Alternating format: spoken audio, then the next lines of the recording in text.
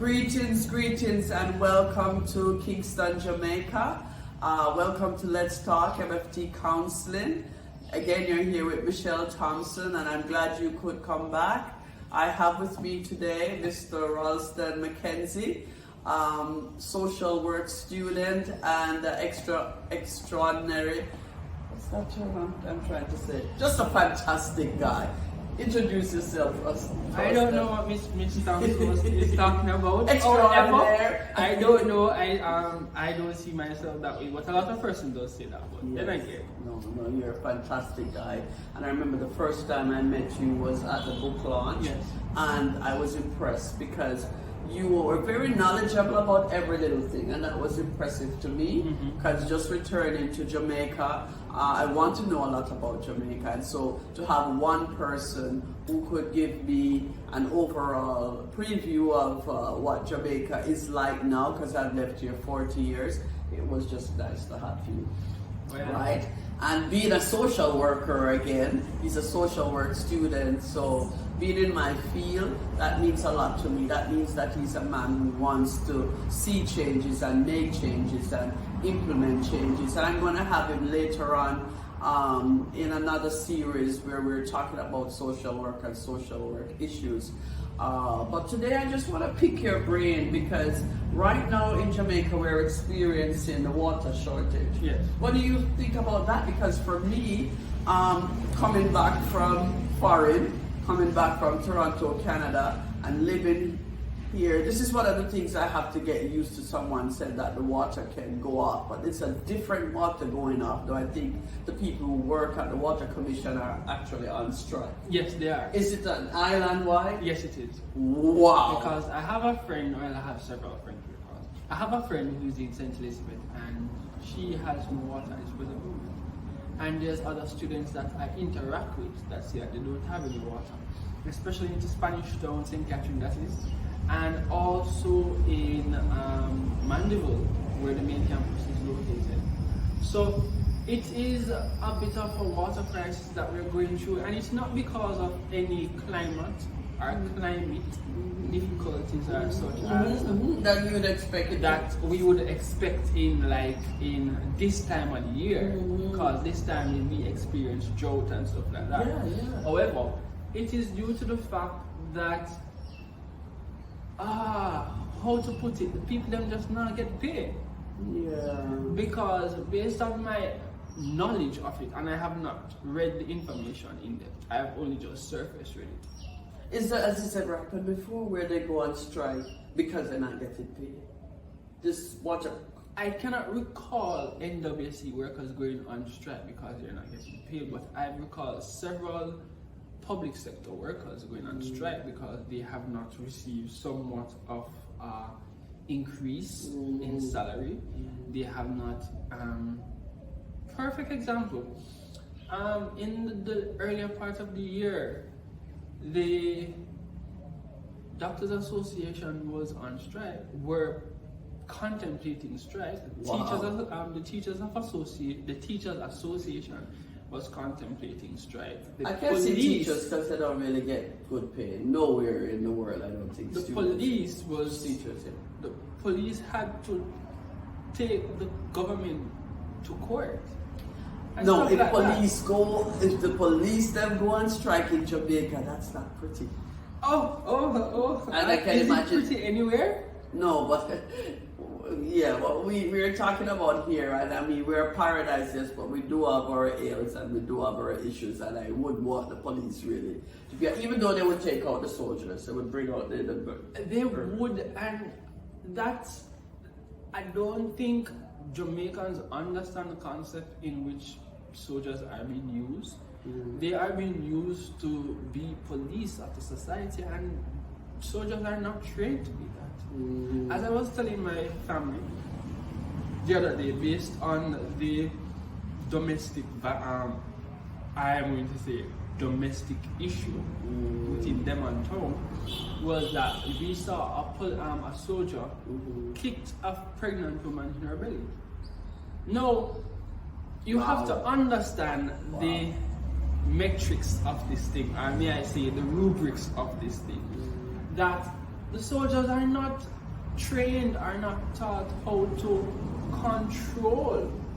You know, that is all over, because I can even say North America, you would see those experiences. I remember when like riots would break out with Black Lives Matter and you know, other issues like that. You would see police doing stuff like you know, and this is where people would raise a stink and say these people aren't trained to actually handle people and a crowd and stuff like that. So I guess, you know, they are trained for combat yes, involvement. yes, And this is where they need the social workers. this is where they do need the social workers. It was, I think it was last night before I went to my bed, and I do go to bed late. I am trying to fix that. Because you're in school, so you're working. Right, I'm trying to fix that. And I see where a social worker is in the middle of everything. Where we see refugees, we see education, we see health, we see government, which is slash policies, and we see church sectors or the social sectors. And you see how social work plays an integral part into society. Exactly. And then what we always run away from is the economics that it brings within the whole schema of social work. Exactly, but again, social workers could also be out there saying, well, we don't get good pay, we don't get enough pay. So. But we don't get enough pay. That is a true statement. Especially in Jamaica, social workers do not get enough pay. Yeah. So but we would be called on to work alongside the soldiers, to work alongside the police and all that. So we, and even, you know, we want to get back now to the people striking the Water Commission again, because they're not getting adequate pay, adequate money, you know, for live. You know, so not only with the police and the soldiers and the social workers, but people like the people at National Water Commission, who today, right now in Jamaica, are under they're striking, and then the people are under siege, like us, who.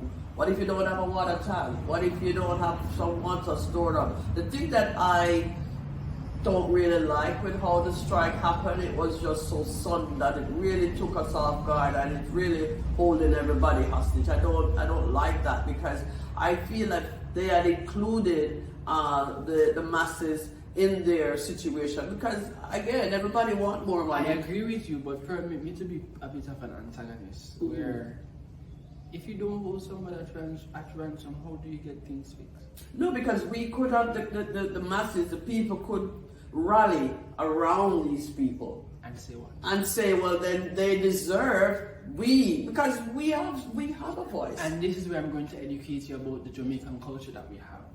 We're not a society that is going to rally behind a profession. Too much. Let me say too much. Even if it's something like water, where we need so much. I am not saying it won't happen. I'm not saying that it won't happen towards the towards Water Commission workers. I'm not saying that. I'm just saying that we are not of a culture that protests for change when it requires us to really hold our stand. If it's not, is it that we're so laid back? No problem. Probably. That's a good terminology that you could put it, but is it that we are contemplating with our state of diminishing growth? Now that is something to think on. But on the other hand, you do have a valuable point. They should have involved us, because now they're holding the schools at ransom. Yeah, health sectors at ransom. Yeah. And I heard the government giving instruction to the JDS engineering department to get ready to go inside NWC and turn on the water. No, this is... So it will backfire them. No. If they do that to the people who are looking for, you know, are expecting the changes and hopefully increase in salary. Right, and despite that I might be an antagonist, I do understand the reason for the strike, and I do see the need for it, because you cannot be taking home 10 cents when for a standard of living you need $20 to live. That's true. And I said 10 cents, not ignorantly, because that's what some persons take home. And you need $20 to live. Because if you get that amount, you are paid transportation fee, lunch money. Kids have lunch Kids money, have yeah? to go to school, light bill. Oh, and let's not talk about light bill, but let's water rate, and you see the cost of living going up, and you see everything increasing, but yet you don't see employers increasing employees' pay. No, that's just the harsh reality of life. I cannot recall when last Jamaica government had increased. I'm not going to talk about minimum wage because that's increase on minimum wage, not an increase. Yeah, we have that here in Jamaica. We have a minimum wage, and they just increased it to 9,000 or 10,000 something, and all the government put was 2,000 something on it. That's not an increase.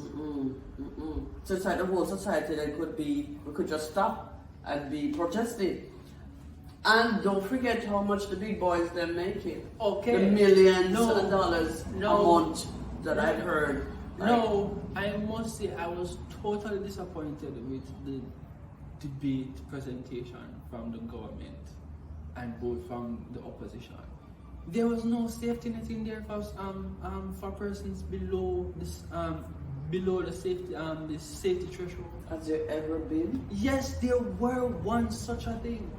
Persons look forward to the safety net. Persons look forward to what would the government bring to alleviate those that fall below the safety net of society. Yeah, because that's why a person might use an example or an excuse that, oh, well, that's why I have to go out there and find my own. And that person being that they have to stick up somebody Exactly. who have more than them. Exactly. That is why some society, some community is seen as a separate society from the entire Jamaican population. That's why you have some communities that are so isolated, who is controlled by a selective few of persons or a selected organization.